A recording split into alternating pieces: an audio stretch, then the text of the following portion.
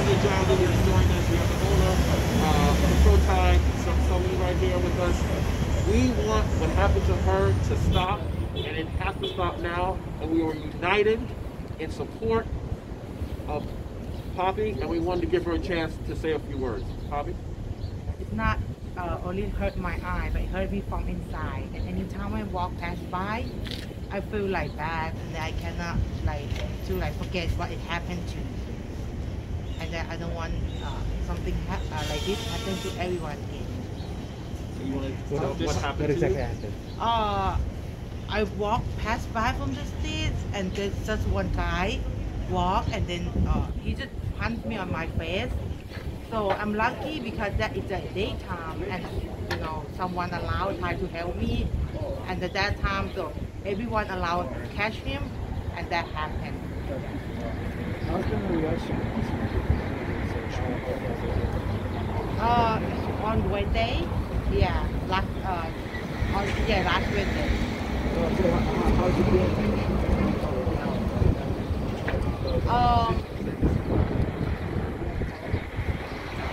Maybe I don't know. I have no idea. This has to stop. Yeah. These attacks have to stop. Poppy was attacked for no reason other than the color of her skin and the shape of her eyes. Yeah. These anti-Asian hate crimes are proliferating. And I'm here with Poppy and our business owner to say that we're not going to tolerate any of this.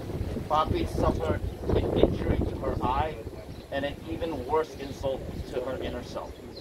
And when she comes to work every day, she has to deal with the fear of who's behind her, who's near her. This is unacceptable. She just wants to work, be a good citizen, come to work, and this is what's happening. It has to end. And I'm so proud that you were able to come here today, because some would not have been able to do that.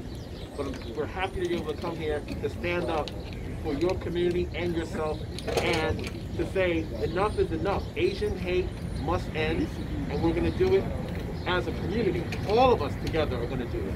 Not just Asians stand up for Asians. Blacks will stand up for Asians. Latinos will stand up for Asians. Whites will stand up for Asians. We'll all stand up together to say no more, not on our watch. What can be done Yeah, I mean, there's now an Asian hate crimes task force, and we're looking for that task force to be funded and to be staffed with full-time detectives. Part of the I'm sorry, go ahead. No, you go ahead. Part of the problem is that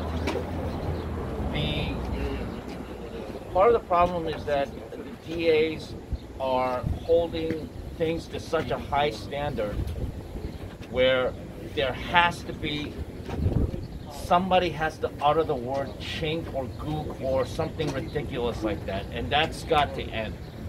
I'm an Asian American. I know a lifetime of insults and injuries that are directed at me, and I know why they're directing it at me. So, we have to figure this out. One more thing I'd like to add, Asians represent 16% of New York City population, but get less than 2% of social service contracts. The organizations are underfunded, and it's important for all of us to stand up and say we need to have fair funding to the Asian American advocacy groups and organizations that are doing important work to help protect the Asian American community. I am more knowledgeable of that now. I'm going to stand with John.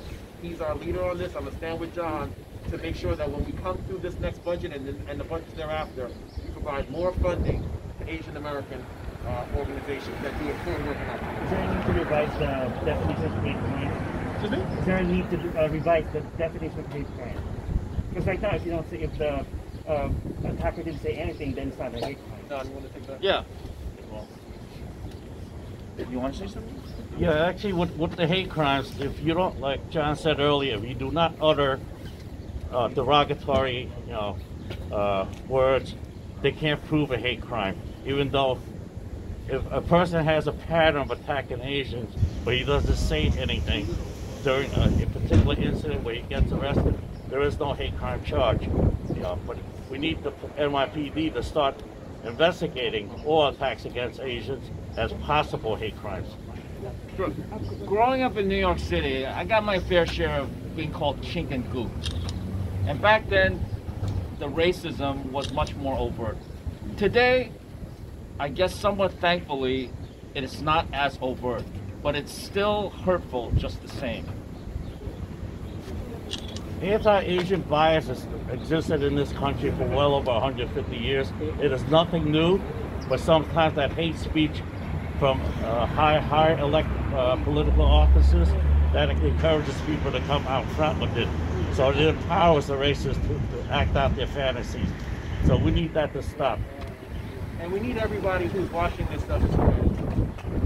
Asian American community cannot fight this issue on its own.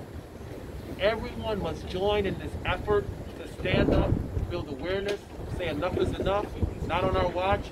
If we don't come together as an entire community to stand with our brothers in the Asian American and Pacific Islander community, then shame on us. I'm standing here, East Harlem is standing here, Harlem is standing here to say, we will be with you, we'll be by your side, we're going to fight this fight. It's not just your fight, this is our fight, and we will do it together, and we will have a better city and country for country. Thank you. Thank you, Bob. Thank you. Thank you. Oh, yeah.